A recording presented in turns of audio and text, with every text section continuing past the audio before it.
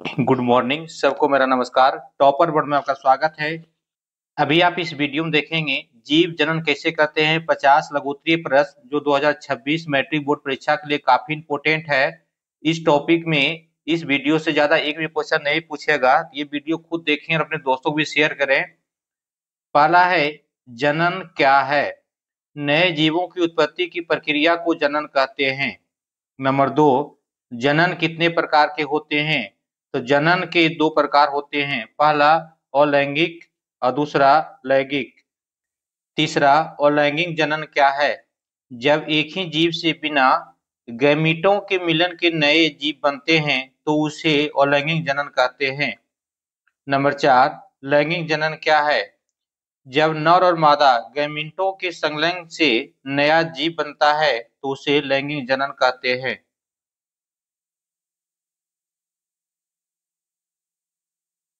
Number 5, विभाजन क्या है। जब एक कोषीय जीव 2 या 2 से अधिक भागों में विभाजित होकर नए जीव बनाता है तो उसे विभाजन कहते हैं। नंबर 6, एकल विभाजन का उदाहरण दीजिए। एकल विभाजन का उदाहरण अमीबा में एकल विभाजन होता है। नंबर 7, बहुविभाजन क्या है। जब एक ही जीव कई छोटे छोटे भागों में विभाजित होता है तो उसे बहुविभाजन कहते हैं, जैसे प्लाज्मोडियम। नंबर 8, अंकुरण क्या है। जब शरीर से एक छोटा उभार बनकर नया जीव बनता है तो उसे अंकुरण कहते हैं, जैसे ईस्ट। नंबर 9, विखंडन क्या है। जब शरीर का कोई भाग टूटकर नया जीव बनाता है तो उसे विखंडन कहते हैं, जैसे स्पाइरोगायरा। नंबर 10, बीजाणु जनन क्या है। बीजाणुओं के द्वारा जनन की बीजाणु जनन कहते हैं, जैसे फफूंद। नंबर 11, वनस्पतिज जनन क्या है। पौधों में जड़, तना या पत्तियों से नए पौधे का बनना वनस्पतिज जनन कहलाता है।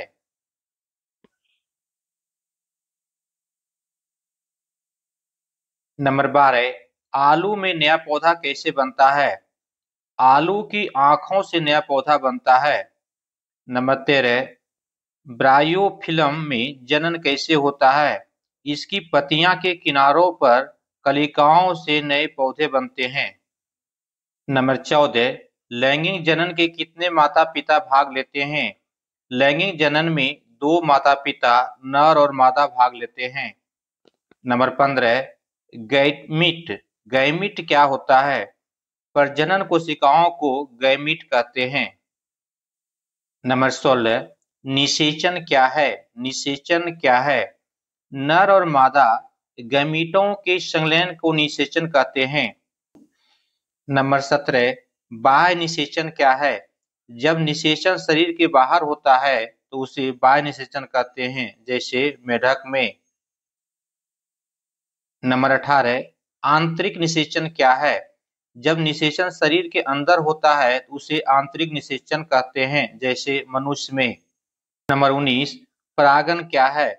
परागनों का उस केसर से स्त्री केसर पर पहुंचना परागन कहलाता है। नंबर 20, परागन के कितने प्रकार होते हैं।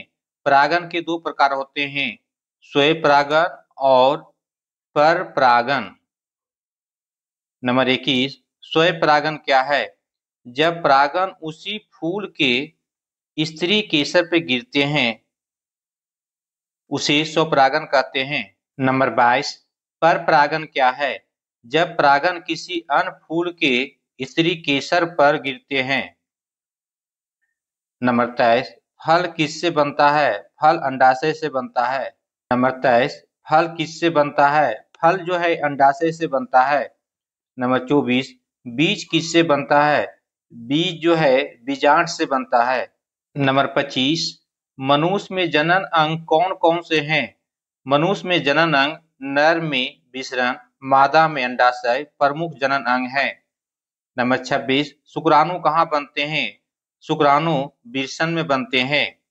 नंबर 27, अंडाणु कहाँ बनते हैं। अंडाणु अंडाशय में बनते हैं। नंबर 28, भ्रूण क्या है। निषेचन के बाद बनने वाले विकासशील जीव भ्रूण कहलाता है। नंबर 29, मानव में गर्भाधारण की अवधि कितनी होती है? ये लगभग 9 महीने होती है। अगर दिन में काउंट करें तो 280 दिन लगभग। नंबर 30, यौन स्वास्थ्य का अर्थ क्या है?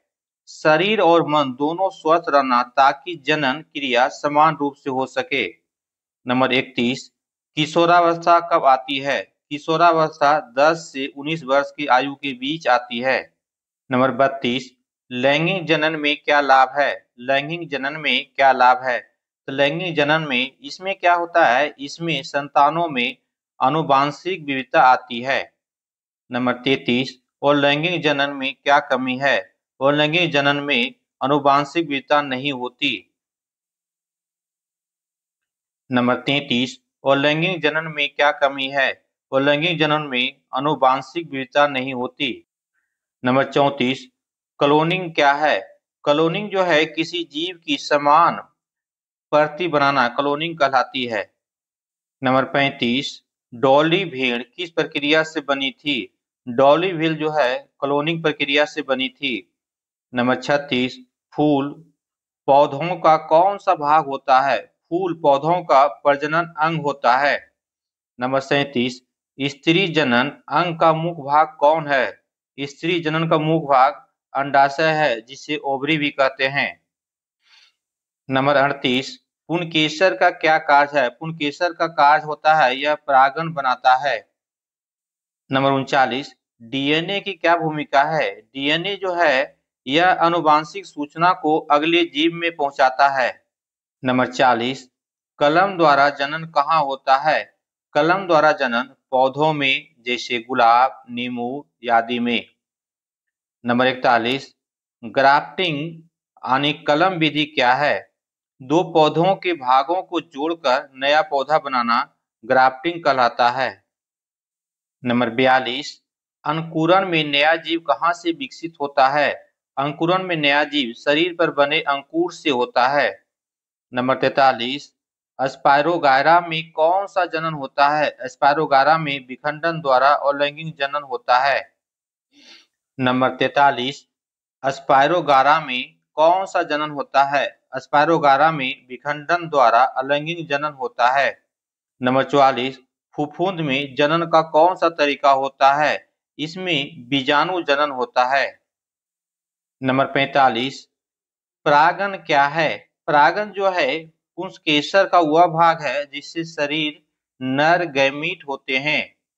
नंबर 46, बीजांड क्या है? यह अंडाशय में स्थिर संरचना जिसमें अंडाणु होता है। नंबर 47, भ्रूण थैली क्या होती है? भ्रूण थैली अंडाशय के अंदर स्थिर संरचना है जहां निषेचन होता है। नंबर 48, गर्भाशय का क्या कार्य है? गर्भाशय का भ्रूण का पोषण और विकास करना मुख्य कार्य है। नंबर 49, यौन प्रजनन में क्रोमोसोम की संख्या क्यों स्थिर रहती है? यौन प्रजनन में गैमीटों में क्रोमोसोम आधे आधे होते हैं। नंबर 50, जीवों को जनन की आवश्यकता क्यों होती है? जीवों में जनन की आवश्यकता इसलिए होती है कि प्रजाति को बनाए रखने और संख्या बढ़ाने के लिए। नंबर 40, कलम द्वारा जनन कहाँ होता है? कलम द्वारा जनन पौधों में, जैसे गुलाब, नींबू आदि में।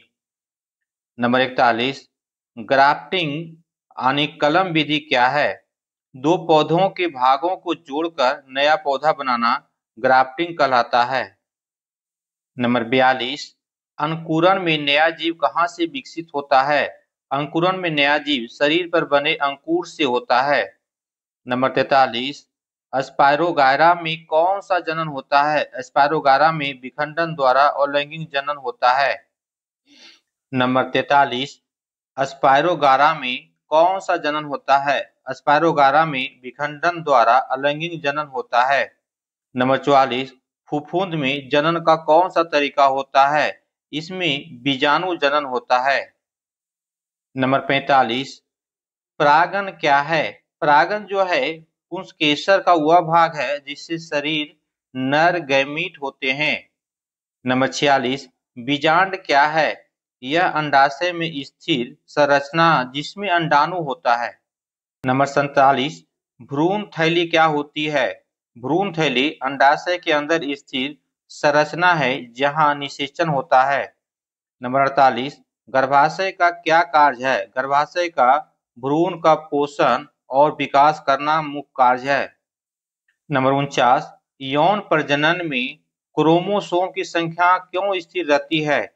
यौन प्रजनन में गैमीटों में क्रोमोसोम आधे आधे होते हैं।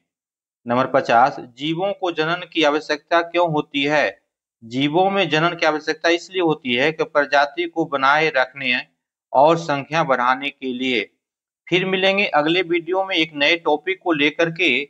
और ये वीडियो देख रहे हैं जीव जनन कैसे करते हैं, 2026 मैट्रिक बोर्ड परीक्षा के लिए काफी इंपोर्टेंट है। जितना भी इस टॉपिक से पूछा जाएगा आपको इस वीडियो में दिया हुआ है, तो ये वीडियो खुद देखें और अपने दोस्तों को भी शेयर करें। फिर मिलेंगे अगले वीडियो में एक नए टॉपिक को लेकर के।